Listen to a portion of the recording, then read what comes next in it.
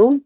E, bom, e é isso. Hoje é o dia da gente falar sobre governança e educação ambiental. É um tema que eu acho que a gente tem conversado muito, né? Na verdade, tudo cabe aqui na governança, tudo que foi discutido, de alguma maneira, vai passar pela ideia da governança, né? Então, acho que é um dia muito especial e espero que amanhã a gente consiga realmente produzir boas propostas, porque eu acho que é um dos...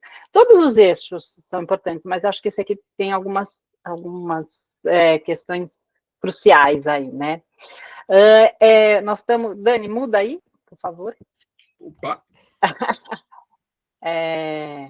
Essa é uma conferência livre, que está sendo organizada por vários coletivos de Atibaia, Joanópolis, Bragança Paulista, Piracaia e Nazaré Paulista. Não mudou, tá? Estou indo de decor.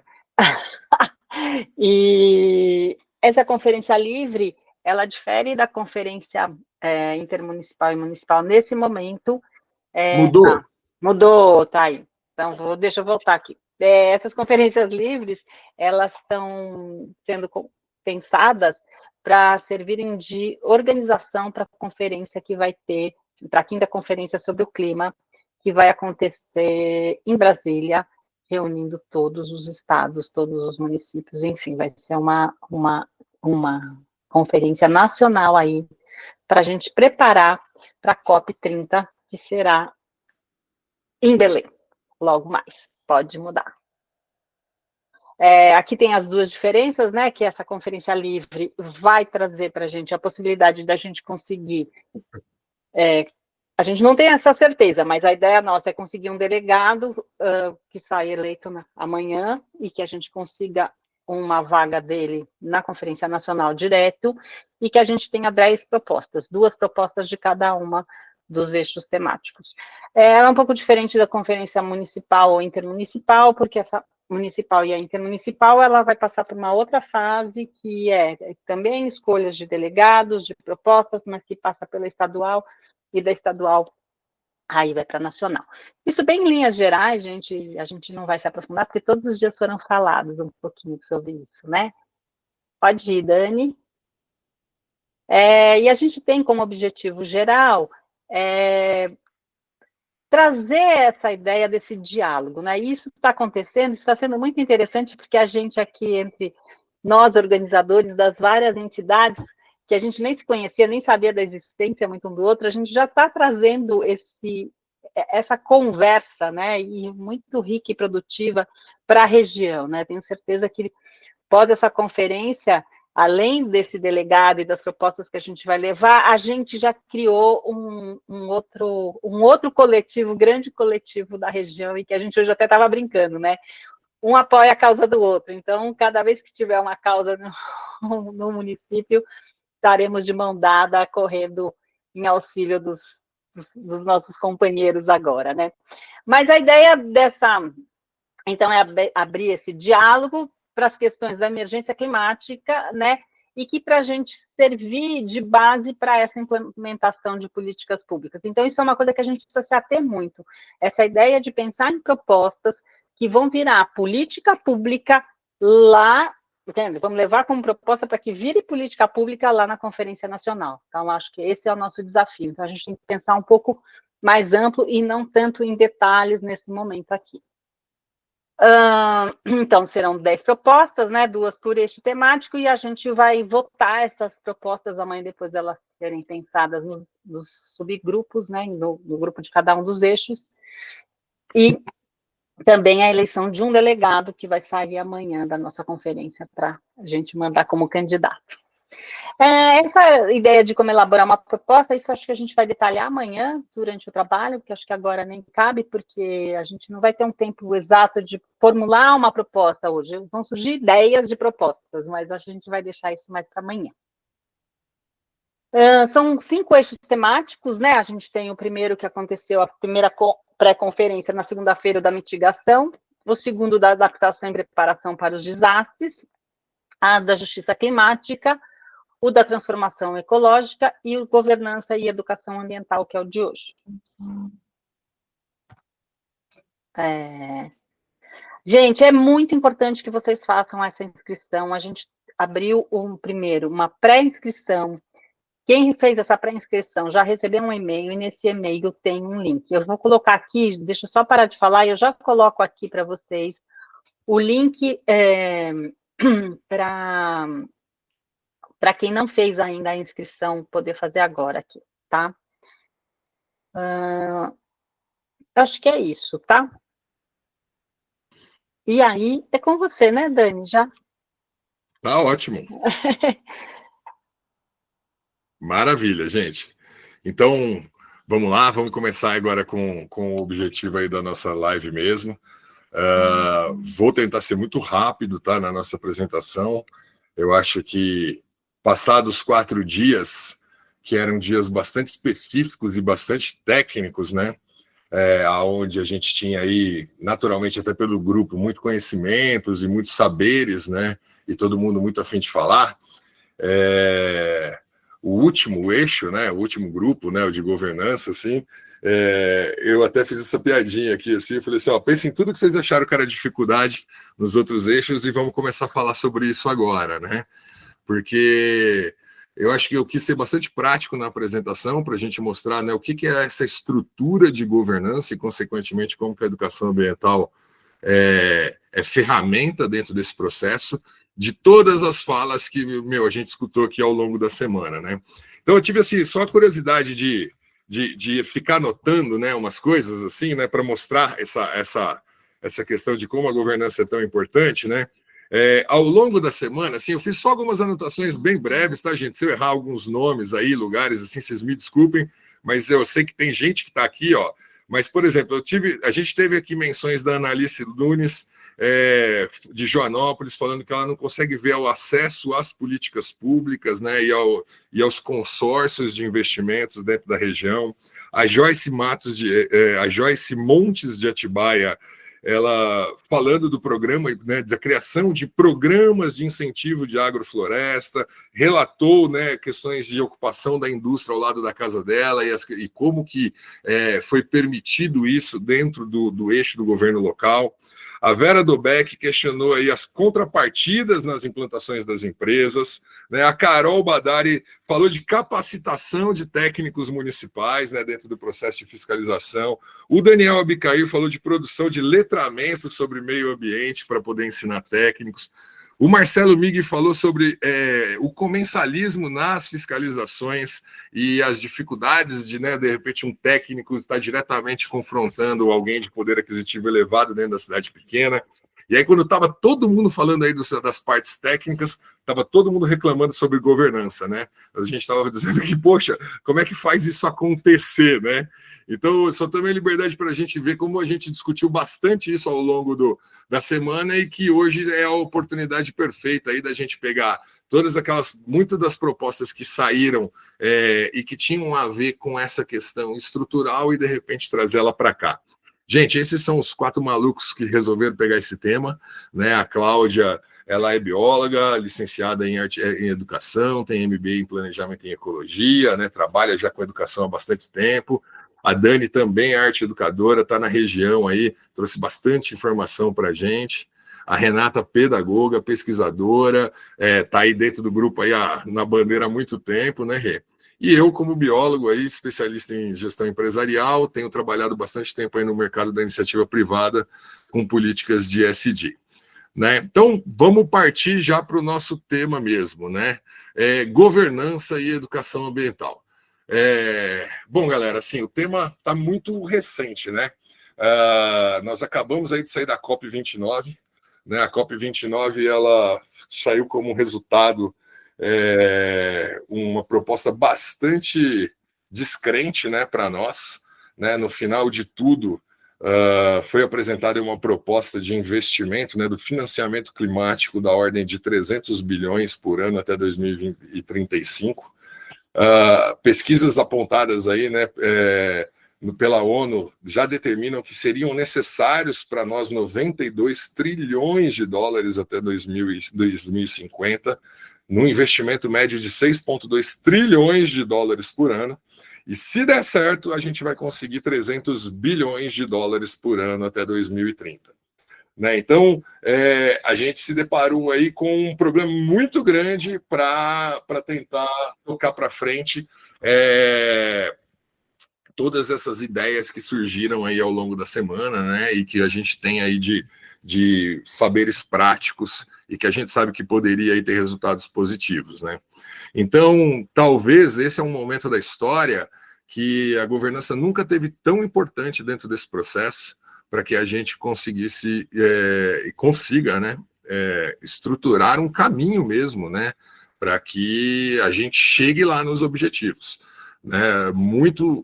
A gente teve durante os anos, desde 92, eu entendo que a gente teve um crescimento muito grande dos saberes técnicos a esse respeito, né? E agora está na hora de fazer política, né? Em cima desse respeito, né? Dessas informações. Então, assim, é um momento mesmo da gente bater a poeira mesmo da botina, né? E começar a trabalhar a estruturação disso em projetos, né? E que a gente consiga, na verdade, poder mensurar e ter o andamento adequado desses processos. Então, assim, o que é o palavrão, né? Desculpa que eu bati sem querer. Né? Governança nada mais é do que isso, né, gente? É um conjunto aí de processos, de estruturas, de normas, né, que vão orientar a gente a tomadas de decisão. Né? Governança é uma coisa que a gente se aplica para qualquer projeto, empresa, ONGs, né, governos, né? Então, assim, ela é o nosso processo, né? Olha, eu tive uma grande ideia, legal, como botar essa ideia no papel e fazer ela ser um resultado, né? Basicamente é isso que a gente precisa trazer até para o nosso métier, né? Somos bastante bicho-grilos, né, gente? A gente tem muita ideia, gostamos muito de estar no mato, mas precisamos ordenar nossas ideias e fazer elas ter andamento e a gente saber ir medindo né, assim, o bom andamento, né, desse grande projeto que a gente tem.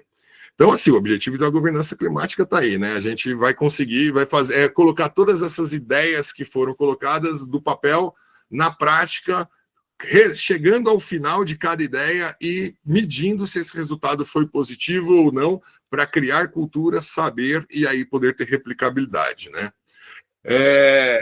Bom, aonde que ela vai se aplicar dentro aí do nosso processo, né, de emergências climáticas, né? Então, assim, você vê, governança, ela está lá, ela faz parte da estrutura de decisão.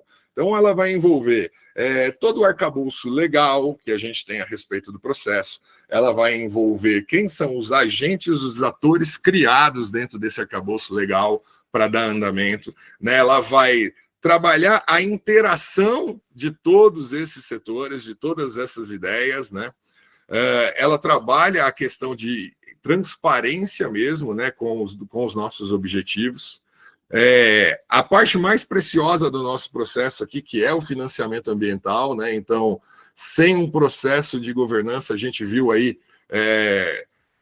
acontecer, por exemplo, né, há anos atrás, aí, quando a gente teve a perda do Fundo Amazônia, foi justamente porque a gente simplesmente brecou transparência, né, brecou a ideia de ter interação com atores, a gente brecou ter uma estrutura organizacional bem feita e, de repente, o financiamento foi cortado da gente, a gente perdeu aí durante muitos anos, né, um investimento valioso para a gente estar lá preservando a Amazônia, né?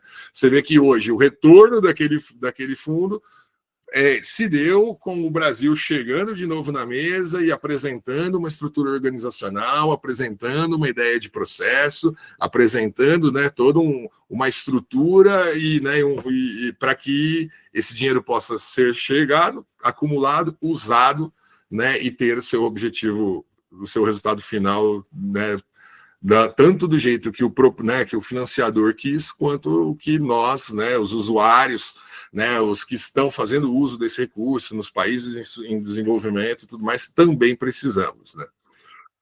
A colaboração internacional, né, ela começa lá, né, acho que desde 92, assim, o Brasil já entra aí no pilar da governança sobre a mudança climática e meio ambiente no mundo, né? Então é um dos países chaves aí.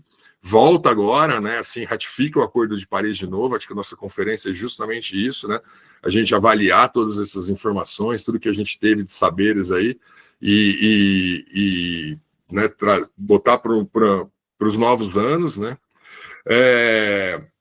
Planejamento, gestão de recursos, gestão da agricultura, né, gestão do que a gente tem, né, das nossas commodities, né, então tudo isso é extremamente importante e, consequentemente, o monitoramento mesmo, né, assim, olha, legal, estamos implantando, quais são os resultados disso, né, de fato a gente foi para frente, foi para trás, então né, a gente vai, assim, a governança é realmente a parte, vamos dizer, chata de qualquer projeto, né, gente? É quando a gente tirou a grande ideia do papel e aí agora a gente precisa botar ela no Excel e fazer ela acontecer em pequenas tarefas, né, em pequenas atividades e que a cada dia a gente vai ticando elas no nosso caderninho e vai, né, chegando lá no final do projeto e finalizando o nosso compromisso, né?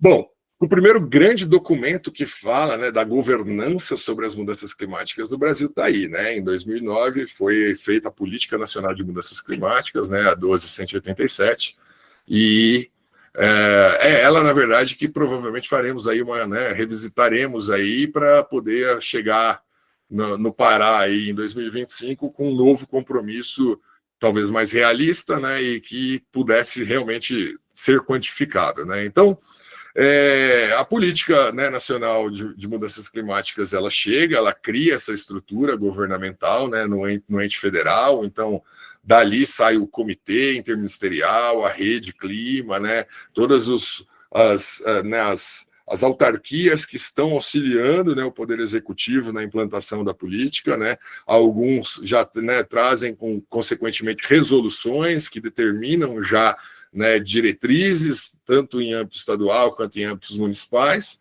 né? Então, ela cria essa primeira estrutura, ela subsidia os nossos acordos, né? Ela estabelece aí as metas iniciais que a gente tinha lá em 2009, prevê aí seus instrumentos de implantação, né? A gente vai discutir muito isso amanhã, né? O mercado de carbono aí está em discussão quente, porque acabou de sair, né? A gente está precisando lá ver seus prós e contras agora, né, determina as responsabilidades. Então, ela é nossa grande bíblia aí no momento, né? E passado aí bastante tempo já de sua implantação, eu acho que a gente pode aí fazer algumas considerações aí a respeito de seus pontos fortes e fracos, né?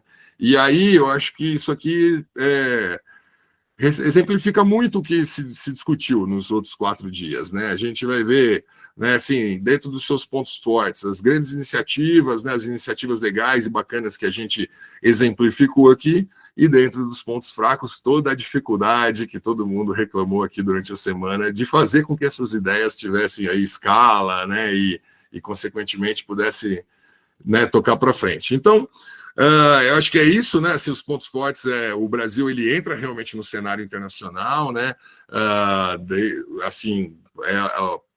Tá lá, né? Acho que o Acordo de Paris hoje ainda é a nossa principal bandeira dentro desse processo. Então, o próprio comitê, ele lança uma resolução em 2003, onde ele reratifica, né, as nossas intenções dentro do Acordo de Paris. Então, de fato, ele, né, refirma essa nossa parte. As nossas metas estão ali bem estabelecidas, o instrumento de mercado, né? É um momento em que realmente faz a promoção aí de energias renováveis, né? Ressalta a nossa matéria energética e estimula, né, o mercado dentro das energias renováveis e prevê, sim, a participação social, né, dentro de conselhos e dentro de toda essa interação. Agora, como pontos fracos, naturalmente, o Brasil, num país aí super grande e super dificultoso, né, cheio de interesses, essas partes se ressaltam também, né? Então, assim, a implementação é desigual, nós temos muitas diferenças regionais, muitas diferenças de mercado, né? Então, é um problema, porque a implementação desigual, ela pode perder, né, velocidade dentro do processo de implantação. A falta de recursos financeiros, né, assim, então ainda é bastante indisponível dinheiro, né, no mundo para que a gente faça isso, né? Os financiadores das mudanças climáticas precisam meter a mão, né, no escorpião e tirar ele do bolso mesmo, né? Dani, posso só te completar aí nisso? E não só falta, porque às vezes tem o dinheiro e é difícil chegar através de projetos e tudo. Então, acho que isso é importante também da gente salientar. Exatamente. Dependência de outras políticas, né? Então, a gente não necessariamente tem aí todo um arcabouço legal no Brasil que está alinhado com a política nacional de mudanças climáticas, né? Eu acho que essa, por exemplo, era uma fala que eu queria ter falado lá no Dia de Justiças Climáticas, mas deixei porque achava que era governança para falar aqui, né? Então, acho que todo mundo que é da área de meio ambiente aí, que trabalhou com consultoria, sabe do que eu estou falando, né? Então, você tem, né, legislações, às vezes, dentro da própria casa que divergem, né? Então, isso é uma dificuldade muito grande, né? Monitoramento é insuficiente, né? Então, a gente ainda tem aí a dependência de outras políticas com monitoramento. Opa, desculpa, galera. Né? E conflitos de interesse, né? Assim, o Brasil ainda diz, né, que interesses pessoais tramitam dentro da política pública, né? Então,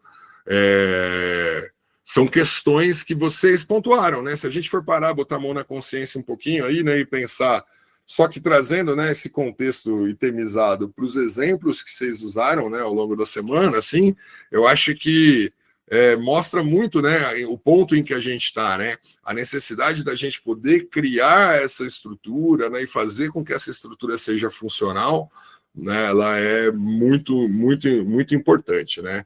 Então, assim, acho que esses são os desafios mesmo, né, de governança mesmo, que o Brasil enfrenta, né?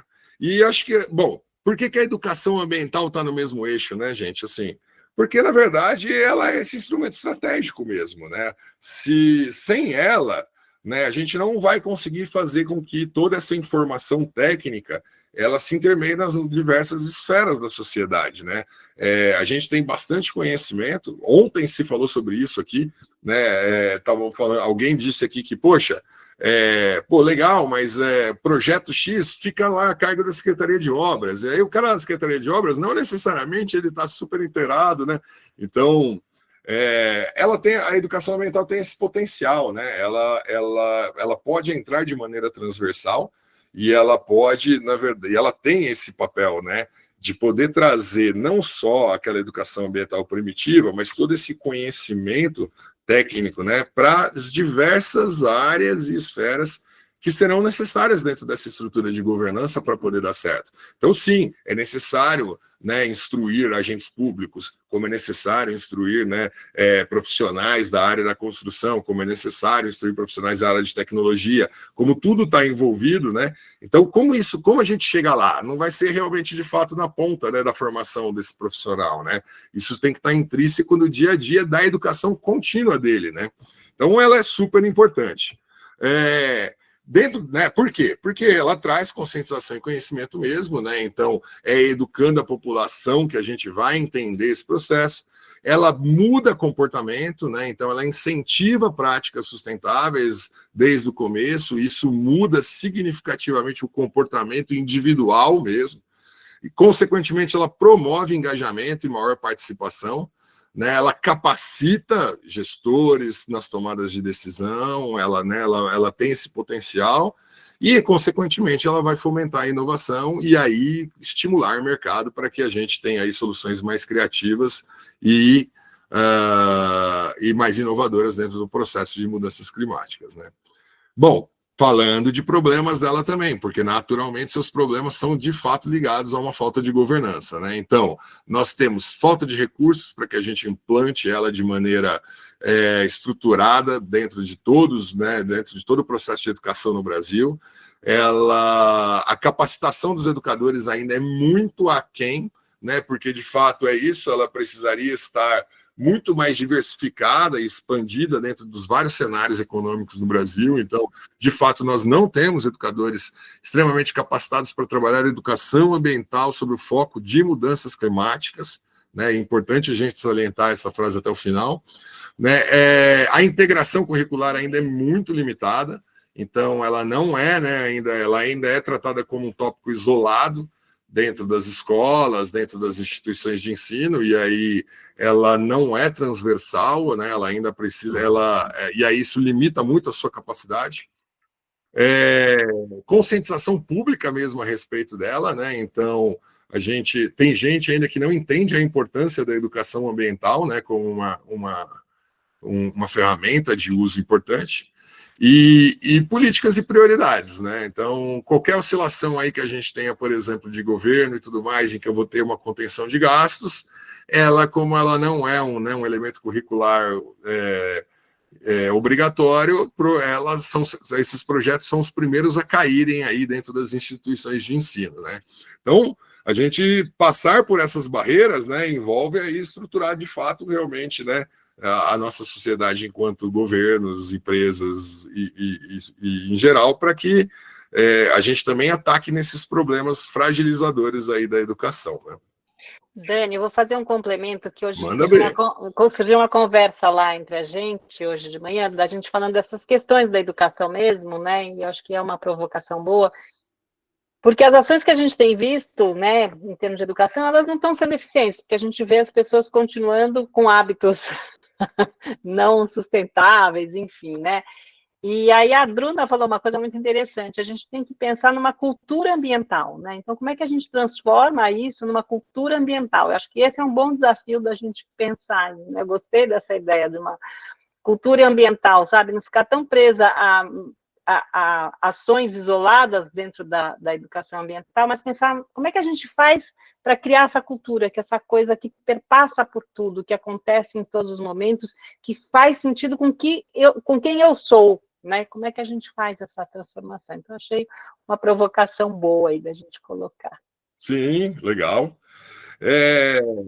Gente, e a ideia aqui, né, é alguns questionamentos assim provocativos, né, para que a gente entenda o atual cenário da nossa região, né, dentro da perspectiva de governança, e aí, consequentemente, acho que a gente tem melhor eficiência para poder fazer propostas amanhã, né? Então, assim, eu fiz questão, a gente no grupo assim conversou bastante, né? E a gente pensou se traria esses números, mas acho que a gente achou muito melhor ser provocativo em questões, porque todos vocês têm essas informações e vocês trarão muito isso, né, em contribuição. Então, é só para a gente parar e pensar, quando a gente for olhar como é que está a situação na nossa região, né, por que as coisas saem ou não saem, e a gente fazer algumas perguntas aí, pelo menos, agora regionais, assim, né? Então, vamos lá. Quantos municípios da nossa região têm Secretaria do Meio Ambiente institucionalizada e funcional? Né? Quantos municípios da nossa região têm licenciamento ambiental municipalizado adequado, né?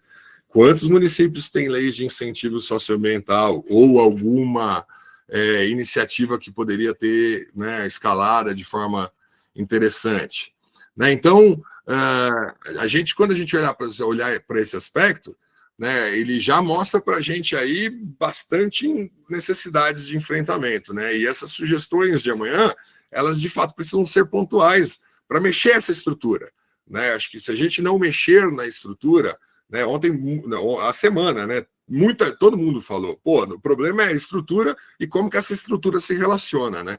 Então, é bastante interessante a gente saber e falar, poxa, qual é o grau de dificuldade que a gente tem para, né, assim, primeiro, quais são os primeiros buracos que nós precisamos tampar, né? E aí, por fim, gente, para botar a gente para falar mesmo, porque o tema basicamente né, como que eu pego a minha ideia e organizo ela para fazer acontecer, a gente quis botar algumas questões aqui. Nós pegamos a questão de apoio, que foi até orientada pela própria comissão da Conferência Nacional, e a gente quis explodir ela aqui em algumas questões, né, em 4 questões, que pudessem ser mais específicas para a gente pegar todos esses problemas citados ao longo da semana e de repente trazer assim para uma questão mais objetiva. Pô, como é que eu faço isso mesmo, né? Então, a primeira pergunta, a pergunta genérica, né, dada pela comissão geral, né, ela é assim, pô, o que deve ser feito para gerir políticas que envolvam governo e sociedade para enfrentar as mudanças climáticas, né? A gente pegou isso aqui e tentou dar uma melhoradinha para a gente pensar e trazer ideias dentro desse processo, né? Então, quais medidas podem ser tomadas objetivando estruturar os governos municipais para implementar e fiscalizar atividades que objetivam o enfrentamento às mudanças climáticas, né? Quais são as iniciativas comunitárias que podem ser escaladas nacionalmente? Que estratégias podem ser usadas para que empresas executem ou apoiem projetos e iniciativas de enfrentamento às mudanças climáticas, tanto sob o ponto de vista de legislação, quanto pela lógica de mercado, né? E quais seriam as ações necessárias para financiar e sustentar uma educação ambiental de longo prazo, de forma transversal, como um veículo capacitador de governos e sociedade.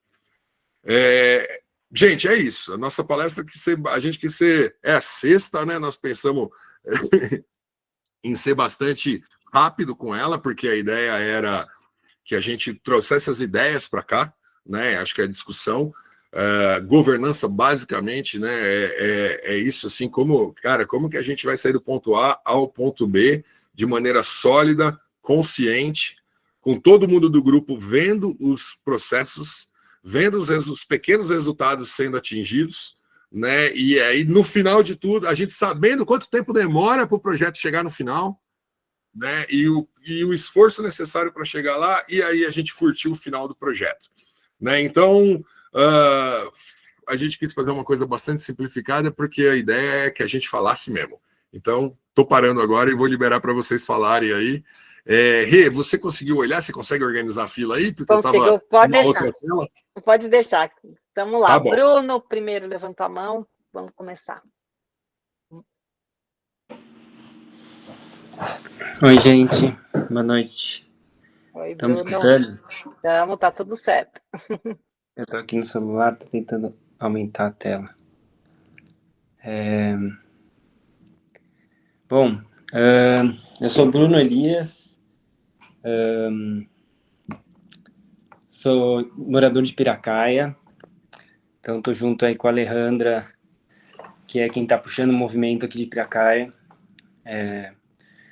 Queria começar agradecendo as organizadoras do evento, agradecendo a Alejandra por puxar esse movimento aqui. Eu acho um movimento super importante. Também busquei alguns movimentos aqui em Piracaia, nesse sentido, né, para ajudar a organização. Buscar lugar para reunião, buscar lugar para o encontro, essas coisas. Falei com o prefeito eleito aqui. Bom, para vocês entenderem um pouquinho, né, eu sou Bruno, sou pai do Thier, trabalho na Sementeira, que é uma escola disruptiva aqui da região, que não tem vínculo com a Secretaria da Educação. Sou formado em Geografia, eu era professor de Geografia, até ter uma sobrecarga no sistema, e saí há 10 anos atrás. E esse ano, como a gente não tinha representante minimamente assim, possível aqui em Piracaia, eu topei várias coisas. Uma delas foi entrar para o Partido Verde, depois ser candidato a vereador, virei candidato a vice, virei candidato a prefeito e participei como candidato a prefeito em Piracaia. Fui o terceiro mais votado e tivemos 3 concorrentes, mas sim, conseguimos 5% de votos, o que foi super especial.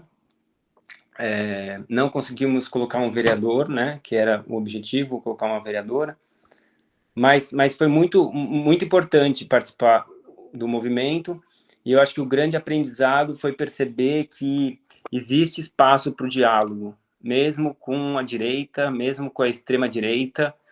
Muito o que as pessoas de centro-esquerda, de esquerda, estão entendendo que são pessoas de extrema-direita, me parecem que não são, assim.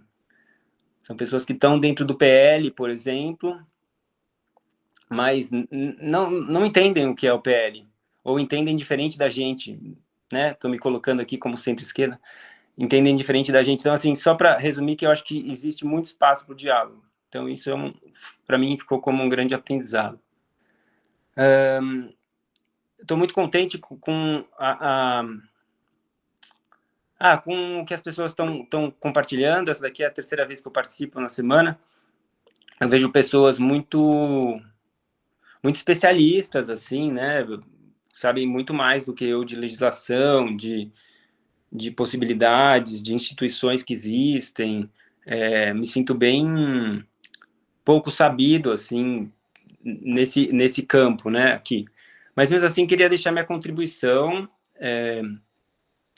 Eu fico bem reticente com tudo que eu ouço, porque, para mim, me parece que dificilmente a gente vai conseguir mudar alguma coisa dessa forma como a gente está construindo e com esse tipo de diálogo que a gente está fazendo, assim. Então é isso, se as leis não são seguidas, a gente fica... Eu sei que o que nos cabe é isso, né? O que nos cabe é pensar em propostas. Mas, nossa, tinha que dar Parece que a gente precisaria realmente conseguir dar um checkmate legislativo para esse Congresso fazer alguma coisa. É impossível, eu não vejo a possibilidade desse Congresso, né? Eles passam por cima de qualquer legislação. Então, assim, eu fico muito descrente. Então, ao mesmo tempo que eu estou muito... E as duas coisas convivem aqui dentro. Então, ao mesmo tempo que eu estou muito agradecido e muito contente por esse movimento todo, vou amanhã, quero participar, quero ouvir todo mundo, quero falar de educação ambiental e governança, os outros temas também me interessam. Eu fico um tanto descrente e fico pensando como a gente pode ser mais disruptivo. Se a gente ficar querendo seguir os combinados do sistema vigente, para, dialogando com eles, mudar alguma coisa, com o mesmo input, cara, eu não vejo possibilidade de mudança. Bruno, posso pedir para você ir dando uma resumida, porque tem outras pessoas. É muito Pode. bom te ouvir, mas a gente hoje tem que cuidar desse tempo e eu estou aqui nesse papel chato. Obrigado. Desculpa, viu?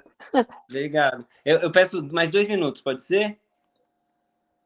Então, vamos lá, acelera. 2 minutos. Então é isso. Eu acho que minha fala traz uma diferença do que eu já ouvi aqui até agora. E até por isso que eu quis ser logo um dos primeiros. Não acho que eu tenho uma proposta de educação, eu acho que a gente tem que propor escolas da floresta, conectadas com universidade, que tragam uma sensibilização com o meio ambiente, um encantamento. Eu tenho uma proposta, né, de educação. Eu acho que a gente pode olhar muito para o Canadá.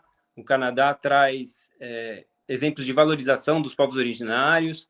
No primeiro ano de quase todas as formações lá, hoje em dia, é um ano que vai falar base de povos originários. Mas é isso, a gente não falou aqui de amor, a gente não falou aqui de povos originários, a gente não falou aqui de disruptivo, né, de antissistema. Então, eu fico muito reticente, assim, com o tipo de diálogo que vem sendo feito aqui, nessa pré-conferência até agora. Eu queria deixar uma proposta para a gente pôr um outro grupo de trabalho, um grupo de trabalho que pense aberturas e outras possibilidades, até para pensar uma continuidade. Eu escutei vocês falando agora, antes da reunião, né, nesse preâmbulo, alguma coisa sobre continuidade, fiquei muito contente com isso. Mas acho que podia ter um grupo de trabalho para pensar nisso também. E fico pensando em fazer uma manifestação, entendeu? Talvez aqui na região Cantareira, a gente fez uma manifestação aqui em Piracaia, na represa, há uns 2 anos atrás, e tinham 10, 15 pessoas, e repercutiu super. Então, eu acho que uma manifestação grande, que a gente pense, né, que seja algo sistemático, assim, frequente, pensado, planejado, eu acho que poderia dar muito mais repercussão do que pensar nas 10 propostas, embora eu queira pensar nas 10 propostas, né? Então é isso, encerrando minha fala, agradecendo mais uma vez e querendo pensar em valorizar o que não foi nomeado aqui ainda, sabe? Obrigado. Boa, Bruno, provocando a gente. Bruna, você.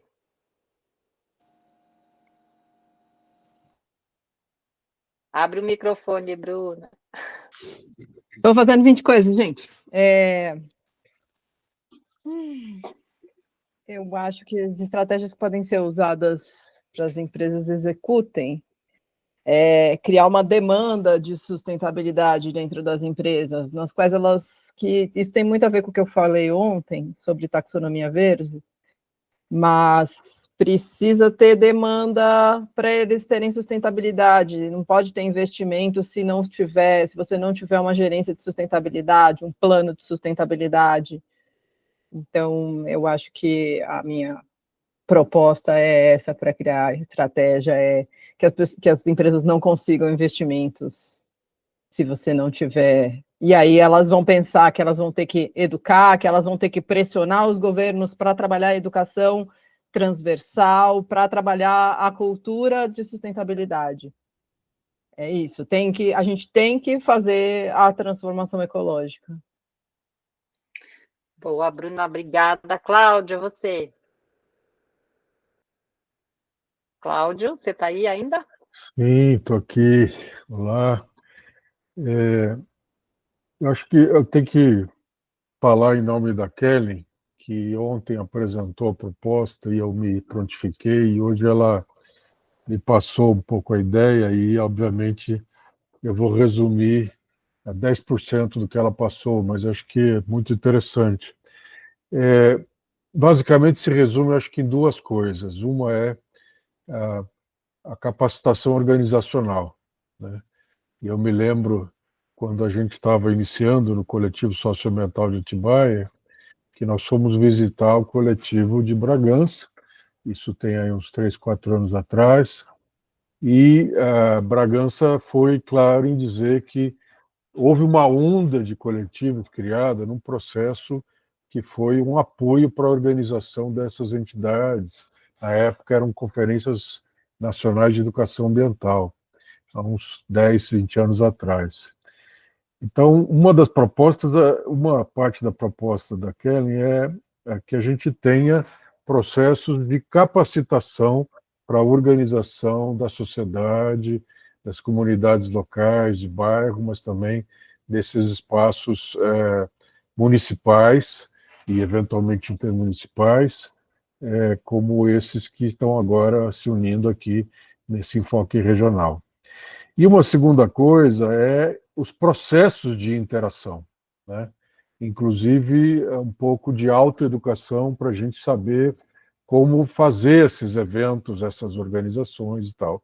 Eu estou muito feliz com esse processo da conferência até agora, não sei vocês, mas eu estou sentindo que todo mundo está pegando responsabilidade, sabe? Eu me lembro quando eu fui coordenador de um congresso internacional de 3.000 pessoas, e eu dizia depois que o sucesso do congresso foram 3.000 participantes ativos e felizes. E eu acho que isso está acontecendo aqui, né? Mas ela entende que muita gente não tem esse treino. Então, como se portar numa reunião, como entender o que está por trás do que a pessoa está falando, etc. E, portanto, a proposta de reivindicar cursos de capacitação para participar desses processos. Muito bem. A outra coisa que eu queria falar, a governança, ela tem a ver com tudo isso que o Daniel falou, mas ela também tem a ver com a questão da participação, da capacidade de participar. Então, a governança dentro da empresa, a governança dentro da prefeitura, dos governos municipais, mas é também os conselhos, né? E nós temos conselhos municipais que são provavelmente pouco efetivos. O de Atibaia tem problemas sérios. E nós temos os conselhos das unidades de conservação, que também são de baixa eficácia, inclusive, às vezes, por desrespeito do próprio órgão gestor, seja ele municipal, estadual ou federal, né? Há um tempo atrás, nós juntamos o Coletivo Socioambiental e o IP e fizemos propostas de capacitação justamente para os conselheiros, né? Então, conselheiros de unidade de conservação, gestores de RPPNs, e agora talvez a gente tenha uma figura chamada OMEX, outros mecanismos espaciais eficazes de conservação, que está sendo regulamentada pelo Ministério do Meio Ambiente, mas isso é basicamente uma ideia de uma área protegida um pouco mais flexível, a gente chama de área conservada, prevista pela Convenção sobre Diversidade Biológica. Então, não seria só as RPPN, não seriam áreas conservadas. Conselhos de sistemas municipais, que eu propus na reunião preparatória de ontem. Então, em síntese, a proposta da Kellen, ajudar a formação de organizações, seja CNPJ ou não, e o diálogo entre as organizações, inclusive pensar em Ontem se falou muito de brigadistas e tal, então associações de bairro, associações de brigadistas, e também temáticas em nível municipal e intermunicipal. E o diálogo entre elas. E a minha proposta é capacitação dos participantes dos conselhos municipais de meio ambiente e de sistemas municipais de áreas protegidas e conservadas, se eles existirem, e das unidades de conservação e áreas conservadas. Obrigado. Desculpa, gente, só antes de pular, Cláudio, eu nem sei se cairia, mas você falou de capacitação. Você acha que caberia responsabilização também dos membros do conselho? Pois não. Não, porque, né, a gente sabe que alguns ainda, inclusive, vão dar aval aí, né, para projetos, e aí eu fico imaginando isso, assim, né, porque um conselho ele pode ser bastante comensalista aí, se ele for bem montadinho por uma prefeitura, né, ou por um órgão, ele pode ser, o que ele tem de ser de bom, ele pode ser realmente bem ruim, né? Com certeza, e isso acontece muito, né? Eu acho que a Constituição já diz no capítulo do meio ambiente que a responsabilidade é do poder público e da coletividade, né? Então, acho que o desenvolvimento de capacidades, o termo que pedagogicamente seja mais adequado, mas sim, com direitos e responsabilidades, não tenho a menor dúvida. Boa, Cláudio, obrigada, boa intervenção, Daniel. Cristina, você.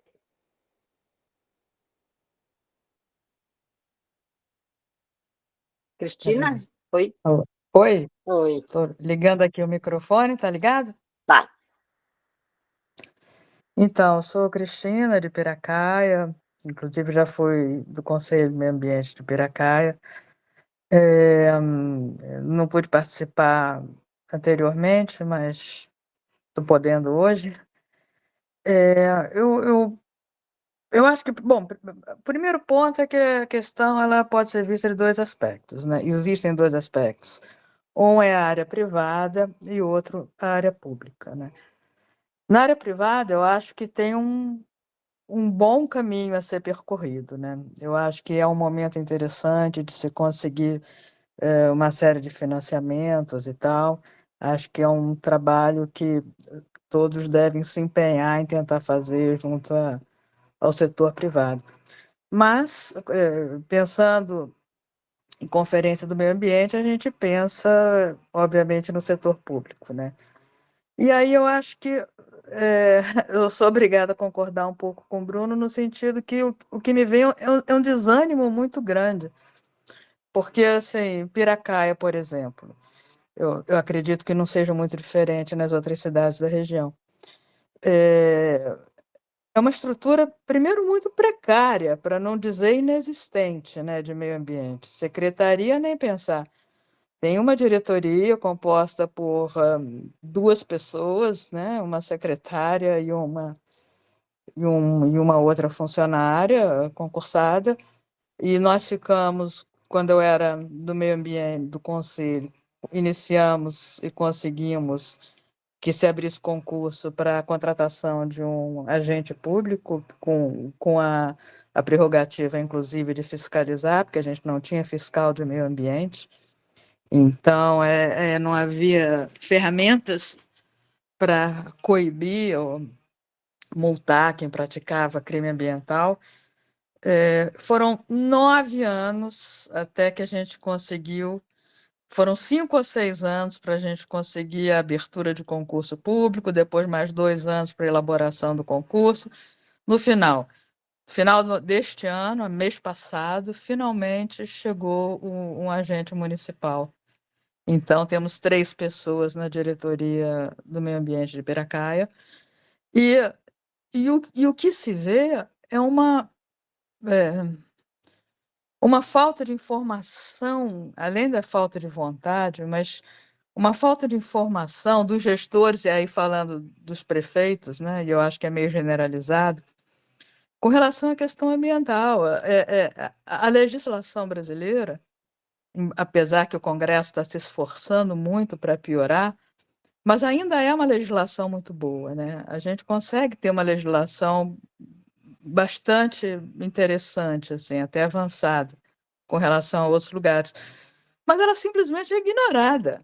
Ela é ignorada, as próprias prefeituras reiteradamente cometem ilegalidades com a maior tranquilidade. E assim, em Piracá a gente tem casos seríssimos, flagrantes, como de um lixão que funciona até hoje aqui, que dia sim, dia não botam fogo.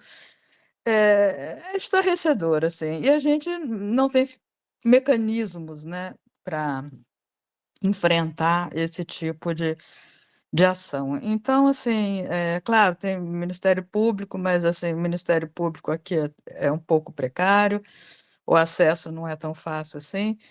Eu fico pensando se existiria, né, e aí é uma dúvida, né, se a gente não conseguiria pensar em mecanismos de fazer a prefeitura cumprir a lei. Eu acho que isso já seria um passo gigantesco na proteção do meio ambiente da região. Porque o que a gente assiste são prefeitos, gestores, muito primários com relação à visão ambiental.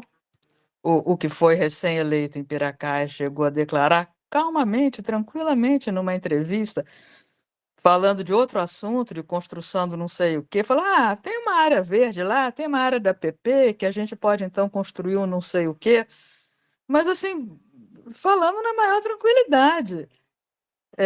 Então, a gente percebe que há uma fragilidade, para não dizer um interesse contrário, né, que há também, né?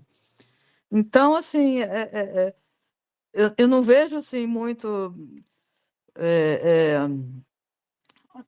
muitos caminhos positivos se a gente não consegue minimamente resolver esse primeiro ponto. Porque a gente pode levar propostas super interessantes para o meio ambiente, podem ser aprovadas leis super interessantes, e elas simplesmente vão ser ignoradas. Então, eu queria deixar essa reflexão, se existe uma possibilidade da gente pensar em algum tipo de mecanismo do cumpra-se, simplesmente cumpra-se. Bom, é isso, né? Tem muita gente para falar. Mas amanhã a gente fala mais. Então, Cristina, isso que é bom, porque justamente essa conferência é para a gente pensar nessas propostas e poder levar propostas de fato concretas. Então, amanhã a gente vai ter esse tempo para formular pelo menos 2 propostas para essa área especificamente. E acho que essa é o que temos agora, né? E a gente está trabalhando para isso. Eu vou pedir agora uma atenção ao tempo, gente, porque a gente já está chegando na última meia hora, tem bastante gente para falar e ainda tem alguns comentários no chat que eu queria depois trazer aqui. Então, vamos tentar a gente conseguir aí fazer esse poder aí. Nalice, você, meu bem. Sou de Nazaré Paulista, e eu acho que o que foi falado reverenciar muito mais. A gente não tem uma UGP aqui, não temos uma estrutura, e acho que precisa ter uma inter-relação muito grande com quem já tem essa experiência. Joanópolis e Piracaia têm, por mais difícil que seja, tem uma unidade gestora de projeto, tem pagamentos de serviço ambiental, tem uma transparência de informação, e eu acho que precisamos, aqui em Nazaré tem os piores índices sociais da região, uma implementação e uma reflexão bastante grande da participação da comunidade, principalmente nos conselhos. E para ter essa transparência que a gente não tem. Não fomos contemplados, por exemplo, no Refloresta, como Piracá e Joanópolis. Então, é muito triste a gente ver que, com a mesma potencialidade, a gente não tem a capacidade de estar tendo esses processos aqui. Acho que essa é a inquietação mais forte, né? E a compreensão sobre por que a gente está aqui e não vê acontecer com mais efetividade o que poderia pelo menos o que acontece já ao nosso redor. E tem que se mudar. Mesmo tendo programas de educação ambiental, a gente, e eu sou educadora social também, a gente acompanha assim, as dificuldades que se tem, acho que são, e é necessário se questionar isso. Eu estou trazendo a fala do Bruno. Acho que, de uma certa maneira, tem uma hegemonia, e o que a gente está pedindo assim são movimentos de resistência, dessa maneira que eu estou me colocando. Obrigada. Muito bom, Analice. Cristina, só uma pergunta, você está de mão levantada ainda, você quer falar de novo ou você esqueceu de abaixar Não, o não, né? não. É que eu não sei mexer direito nesse negócio. Eu Eu estou abaixo tentando a acertar o chat e não eu, sei fazer isso. eu abaixo a sua mão daqui a pouco. Deixa eu chamar a Cláudia por enquanto. Ah, conseguiu, Cristina. Cláudia, você, vamos lá cuidar do tempo, gente. Você está de microfone desligado, Cláudia. Boa noite. Desculpa. Então, a primeira questão trazida aí pelo Cláudio foi pelo Daniel, foi a educação ambiental, né? Então, a resposta de como ampliar ou inserir a educação ambiental dentro desse sistema que não é do currículo nacional, muito falhamente, né, falando, é dentro do berço do saber, né, que é a pedagogia. É dali que tem que começar, então, um movimento didático com atenção para esses temas. Além do reciclagem e tudo mais, os 5 R's não é mais o suficiente, a gente já tem para lá de 8 R's da sustentabilidade. Então, a inserção dessa cultura é na base mesmo do saber, é no berço, né? Então, vai da pedagogia e aí se estende para o ensino médio e para o ensino fundamental. Para o ensino médio, como uma fonte de saber profissionalizante, né? Porque precisa com urgência gerar renda, tem que ser, além de produtivo, educativo e da gente constituir uma consciência, né, tem que também estimular a ação.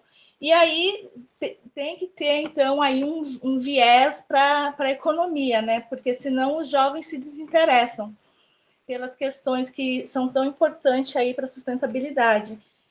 E esses cursos profissionalizantes, no momento que o aluno se forma, que ele participou 1 ano de programas como cursos para brigadista, cursos para produtores agroecológicos, permacultura e todo o universo didático que existe, ele tendo essa preparação, ele tem que lecionar ou ensinar para o pessoal do ensino fundamental, no sentido de fazer um trabalho de curso e mostrar, né, o que ele desenvolveu, o que ele aprendeu e tal.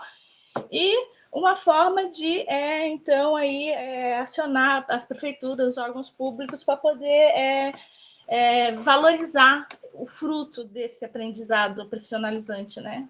Porque dali vai sair produtos, né? E aí tem cooperativas, né? De orgânicos, de Atibaia, que não tem pessoas para expor, né? Então, as escolas podem ser um representante dos produtos que eles mesmos produzem. É solução. Eu já fiz um projeto assim no Gabriel da Silva, que é uma escola de médio porte, 540 alunos. Eu peguei 4 turmas numa aula de horta para manter as crianças na escola, para eles não ficarem na rua, né? Extracurricular. E ali eu ensinei para eles agrofloresta, todos os sistemas básicos introdutórios a todas as outras culturas sustentáveis. E teve uma produção muito grande. E dentro da legislação tem muita abertura para esses produtos, porque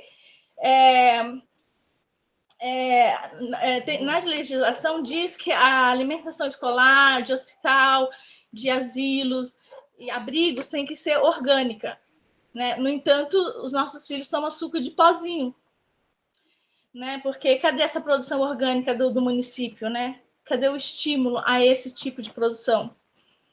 Então, Cláudia, eu vou pedir para você concluindo, porque agora a gente vai dar 3 minutinhos para cada um, senão a gente não consegue encerrar no horário, tá bom? Sim, olha, lugares para isso acontecer de forma massificada são os pátio do Mercadão, pátio dos postos de saúde, pátio da escola, que é um projeto que a galera que trouxe o Aldir Blanc no conselho já estava fazendo a plano de ação, e a gente colocou esses itens como possibilidade, um mapeamento geopolítico, né, dos bairros, o que tem ali, né, que pode ser viabilizado para a educação, né? Tem um pátio da igreja, ou o quê? Né? Então, esse mapeamento é muito importante para a gente pegar estruturas já iniciadas, que são menos custosas, para viabilizar a educação infantil. E tem também uma lei antiga, antes de 96, que todas as escolas têm que ter uma área livre para poder cultivar. Esse espaço livre ficou obsoleto porque não teve incentivo do governo, então virou depósito de coisas quebradas, carteira quebrada, estacionamento, enfim, resgatar esses espaços como espaços didáticos de sustentabilidade. Aí, quais iniciativas comunitárias, né, que podem agir no momento? Vamos tentar resumir, meu bem, porque... Só mais um minutinho, por favor. Tem também a questão da unidade de conservação, né? E todos os plantios ele tem um percentual que pode ser otimizado para a educação ambiental, desde que ela não impactue aquele bioma que está em recuperação. Esses são os polos também que a comunidade pode interagir e receber didáticas. É isso. Tá bom, Cláudia, obrigada, viu? A última pessoa que falou aí sobre fiscalização, de como controlar, né? Tem que ter fiscalização, não tem fiscalização para a Zona Azul? Não tem lá aquela empresa privada que vai lá e faz a mesma coisa, a prefeitura tem que fazer a mesma coisa para o carinha que joga latinha de cerveja, bituca de cigarro. Fiscalização. Um setor de fiscalização, de auditoria, o que está acontecendo no sistema ecológico da cidade, só isso, simples assim. Tá bom. Vou passar a palavra agora para a Neide. Neide, vamos lá. Obrigada, viu, Cláudia? Obrigada a vocês. Espera só um pouquinho, ligar a câmera também. Então, eu quero falar bem pouquinho. Primeiramente, estou muito feliz de ter participado. Vocês não sabem quanto aprendizado eu tive com vocês. Muita gente, aprendi muita coisa boa. E eu concordo com o Bruno. Eu ando muito descrente, muito desanimada com o poder público, com as leis, com as coisas. Concordo com ele. Temos que fazer uma revolução. Não no sentido ruim dessa palavra. Ninguém vai fazer revolução tipo guerra, mas uma revolução, como diz ali, acho que era a Cláudia, a menina que estava falando aí da Arte Verde, né? Nós precisamos fomentar muito a educação. A gente sabe que a educação transforma, o conhecimento transforma. Enquanto a gente não educar, não dar educação ambiental, não conscientizar a população, não ensinar, a gente não vai chegar muito longe. Eu acredito muito na educação, eu sou prova da pessoa que foi transformada pela educação, por ler bastante, por estudar bastante. Tenho 72 anos, estudo todo dia. Então, a educação é transformadora. A gente precisa investir em educação ambiental, conscientização e tudo, porque senão não dá certo. O Bruno tem razão, a Cláudia ali, pelo jeito, ela tem uns projetos muito bons, e é aí que a gente tem que investir, tem que fazer uma revolução mesmo. Esses caras estão muito, aí não está com ninguém, eles descumprem a lei, como disse aquela outra senhora, a prefeitura descumpre a lei, ela vê que aquilo não pode fazer, mas a equipe lá aprova. Só para vocês terem uma ideia, a documentação dessa fábrica que instalou aqui do meu lado e da Joyce, a pessoa que autorizou ela funcionar assinou toda a papelada no dia 23 de dezembro do ano passado, às 5h26 da tarde. Se alguém aqui tiver boa memória, vai lembrar que o Natal caiu no fim de semana. Quem que estava na prefeitura às 5h26 da tarde, no pré-véspera de Natal, na antivéspera de Natal? Então, são essas coisas, entendeu? A gente tem que pressionar, o governo tem que acordar. Nós estamos aí ainda no gigante adormecido aí, tá bom? E muito obrigado pela aprendizagem, pelas aulas. Estou muito feliz. Aumentou um pouquinho o meu termômetro de acreditar um pouco mais, que a gente possa fazer alguma coisa. Vou estar lá amanhã e estarei toda vez que o tema for esse. Que bom. Tá Muito bom? bem, Neide, obrigada, viu? Helenice, você...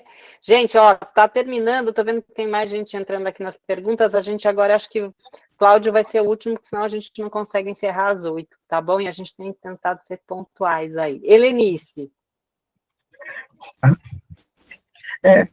Bom, eu também estou muito feliz de ter participado a semana toda aí, principalmente porque é muito bom perceber que a região está se unindo entre pessoas que se preocupam com o meio ambiente.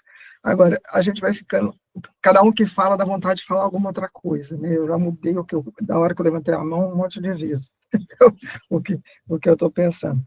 Então, mas o que nós ouvimos muito é assim, as pessoas citando problemas que a gente tem para conseguir ter um resultado, né? Então, foi dito que a educação ambiental feita por ações isoladas não é suficiente, os conselhos não funcionam, as prefeituras não têm a responsabilidade, não seguem a lei. Então, foram citadas várias situações desse tipo.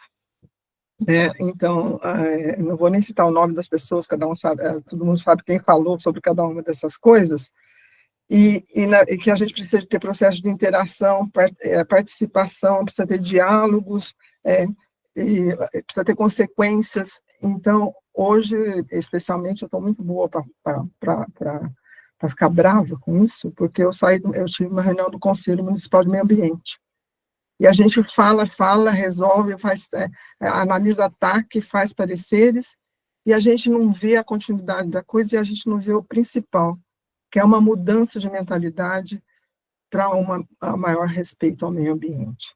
Então, eu acho que, somando tudo isso aqui, a gente cai no que a Renata falou lá no começo, que a gente precisa desenvolver uma cultura ambiental. É isso.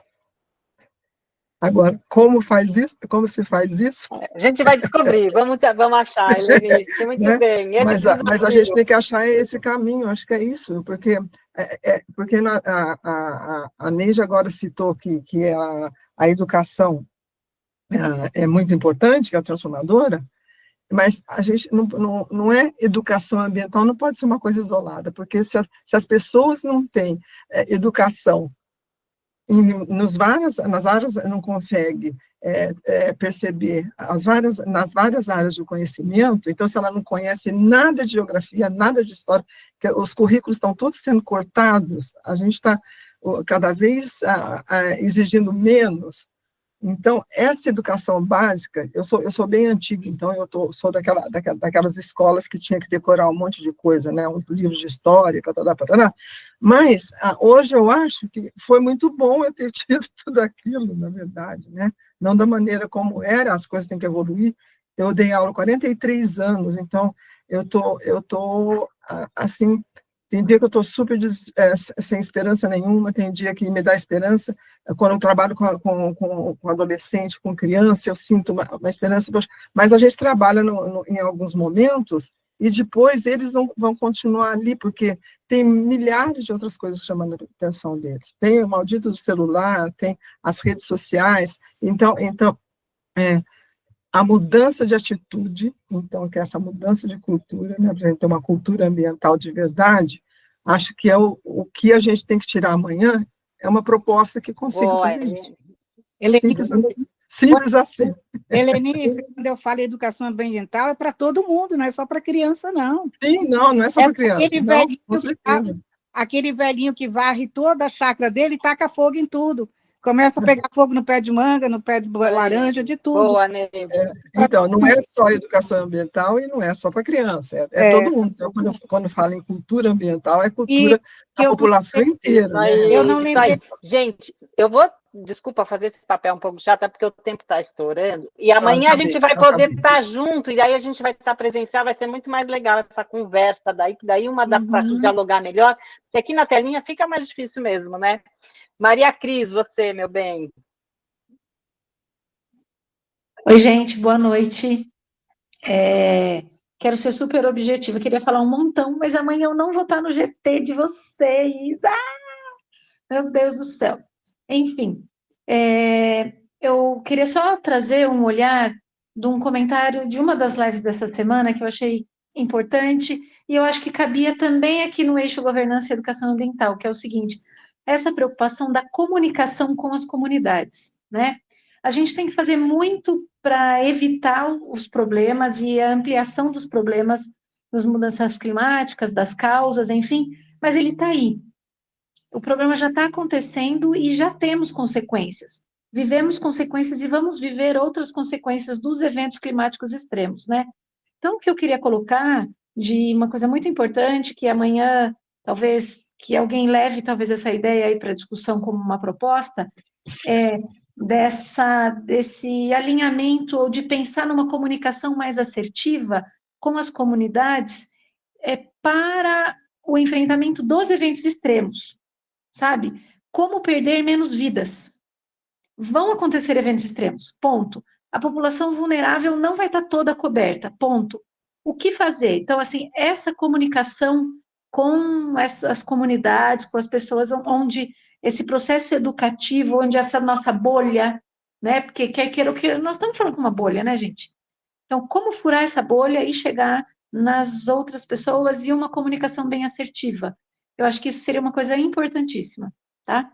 Queria falar muitas coisas, mas vou me resumir a essa. Última coisinha, eu também, gente, como outras pessoas, estava bem desanimada com as questões ambientais quando a gente vê esse contexto. Mas esse grupo e essa nossa conferência está alimentando muito as minhas esperanças. Muito mesmo. Muito bom. Bom, Cris, muito bom. Érica, você, meu bem. Nossa, gente, está perfeita essa sequência. Maria Cristina, eu também tenho a mesma sensação. Não vou estar no grupo. E estou com umas anotações aqui. Bom, eu venho da área de comunicação, né? E o que eu penso? A força de uma campanha nacional, assim como tem campanha de vacinação, assim como tem Copa, assim como tem... É um investimento grande de uma campanha que tem uma cartilha e que tem que prestar conta de algumas coisas, porque informação tem, tecnologia tem, projetos tem, pessoas têm, as ONGs, tem um monte de coisa, né? Tem algumas leis ali, tem um monte de coisa, mas entrar numa campanha nacional, e aí, dentro do que o Daniel falou, que existem muitos interesses no Brasil, a gente tem que considerar esses interesses. Essa cartilha, ela tem que considerar todos. Imagina que, assim, bom, é o rural que tem essas questões da educação, da queimada, da cultura que ele tem, mas tem a indústria, tem vários ramos. Mas como fazer uma cartilha básica e fazer uma coisa que tem metas curtas e mais simples, e que é aquilo que liga a todos, que liga a gente da nossa bolha e que liga o pessoal do ESG, que liga toda essa galera, e que é apartidária. Como a gente consegue fazer uma campanha apartidária, que é a base da vida, sabe? Reduzir algumas expectativas, mas tentar fazer uma campanha nacional que seja implementada em todos os municípios. Uma super gincana, assim. Então, eu acredito que se entrar uma campanha assim, e aí eu acho que tem várias negociações do que seria o que seriam esses temas ali, né? Mas considerando todos, né? E isso entra desde as indústrias, nas escolas, de uma forma simplificada, enxergar a interconexão entre todos. E para isso tem que simplificar, né? Para a gente conseguir olhar todo mundo junto. E a parte de fiscalização, né, que a Cláudia trouxe, me lembrou de um caso que lá no Japão tudo é muito limpo, né? Todo mundo elogia muito, é uma sociedade que tem também vários problemas e tem várias coisas que a gente olha e fala que é legal, né? Eu tenho uma pessoa que esteve lá, e aí na parte dos lixos tem câmeras, né? Que é essa coisa da punição, então, só que ele viu um lixo que não tinha câmera. Aquele lixo que não tinha câmera estava um caos. Então, a gente tem que entender que a gente vai estar sempre trabalhando com isso, né? Criando mecanismos de fiscalização, mas sempre vai ter aquele movimento que não internalizou essa cultura. E eu acredito muito em criar um projeto de mudança cultural, mas esse a nível nacional mesmo, e que englobe, consiga amarrar todos, numa super campanha, tá? Boa, Érica.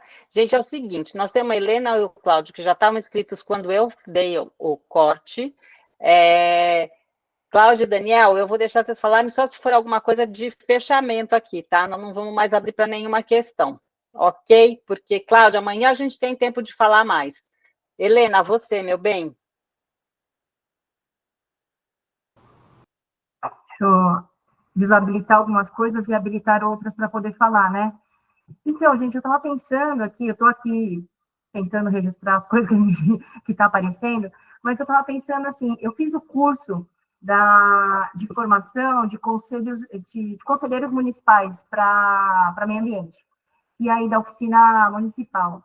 E aí eles trouxeram uma coisa que eu achei interessante e que a gente não falou muito aqui, que é um sistema como se fosse de licenciamento, mas consorciado entre municípios pequenos. Então, de repente, dá para pensar em sistemas consorciados, né, na região Bragantina, para a gente poder trabalhar as questões ambientais, né, tanto de fiscalização quanto de planejamento. Não sei, me veio à cabeça de alguma estrutura consorciada para que os pesos, né, entre os municípios sejam aí mais distribuídos, enfim, tem município que é maior, tem município que arrecada mais, tem município que é menor, e aí, de repente, a gente conseguir trabalhar regionalmente, assim, de uma forma integrada, de fato, sabe? Era essa a minha Boa, Helena, proposta. muito bom. Cláudio, você? Está de microfone desligado aí. Então, gente, eu queria trazer também essa questão das soluções por nós, né? Então, acho que as falas, elas foram uma evolução, mas fica essa ideia de que a gente vai achar um super-homem, que é o Ministério Público, ou alguém que vai resolver. Eu acho que, a partir, inclusive, das discussões que a gente teve nos outros dias, e ontem acho que teve isso forte, ou nós nos organizamos e organizamos a população além dessa bolha, ou não há solução, né? Então, como a gente já tem falado entre nós, a proposta é que esse grupo continue, que amplie para outras entidades da região, eventualmente esses municípios que não estão ainda, mas que já começaram a participar, como o próprio Perdões, etc. E a própria Cris tinha sugerido, a gente preparasse uma atividade para junho e etc. É óbvio que manifestação, que Ministério Público, tudo isso é importante, mas nós temos que voltar para a base, organizar a base para fazer essa tal mudança, e não é só uma cultura de meio ambiente, é uma cultura de defesa de direitos e assumir responsabilidades. Então, organização social, a sociedade organizada e ativa é o melhor caminho para conseguir resultados. Obrigado. Obrigada, Cláudio. Daniel, você para fechar a noite. Bom, gente, eu levantei a mão realmente para falar uma frase para fechar aí, para responder todo mundo que estava desanimado. Não desanimem. Governança é justamente isso, né? Se a gente for olhar o objetivo final, a gente vai ficar desanimado, né? Mas se a gente tem um conselho que é ruim, nós já temos um conselho, então nós já andamos 20% no processo, né? Então, governança é isso. Governança mostra para a gente o caminhar. Não desanimem, a gente andou bastante já, né? A questão é se a gente se organizar, né, a gente consegue ir para frente. Agora, quais são os ganhos já obtidos? Eles são extremamente valorosos, né? A gente tem que se valer deles e usar eles como degrau para ir para frente. Tá todo mundo cansado, mas tá todo mundo olhando lá na frente. Todo mundo queria um mundo com 1,5 tonelada emitida a menos. Vai demorar, né? Mas e aí? É um conselho. Se eu preciso ter um conselho participativo, legal, eu já tenho conselho. Agora, então, ticamos essa fase. Legal, andamos 5%. O que eu faço para ter um conselho melhor? Né? Então, é explodir. Pequenas ações geram pequenos resultados geram grandes alegrias geram estímulo. Né? Então, não desanimem, pelo amor de Deus. Amanhã, todo mundo lá no nosso grupo fazendo contribuição, hein? Boa! Muito obrigada pela participação de todo mundo. Acho que foi super produtiva a nossa noite. E Queria retomar as questões do chat, mas não vai dar tempo, a gente copiou, elas estão transcritas aqui, depois a gente vai tentar levar alguma questão para amanhã, tá bom? Então é isso, gente. Que bom ter pessoas animadas como o Daniel. Não Nossa, é? fiquei contagiada, Daniel. Muito e bom. O Cláudio também. Cláudio é uma pessoa muito positiva, Marete, muito positivo. Me inspiro nele. Que bom, boa. Ótimo, gente. Então, boa noite. A gente espera todo mundo amanhã, 8h30. Não se esqueçam. Estamos contando com todo mundo lá. Vai ser, acho que um dia muito produtivo, hein? Até mais. Até mais, até amanhã. Tchau, gente. Boa noite. Tchau. Boa noite. Tchau, boa noite. Boa noite, até amanhã. Até amanhã. Gente, não desistam.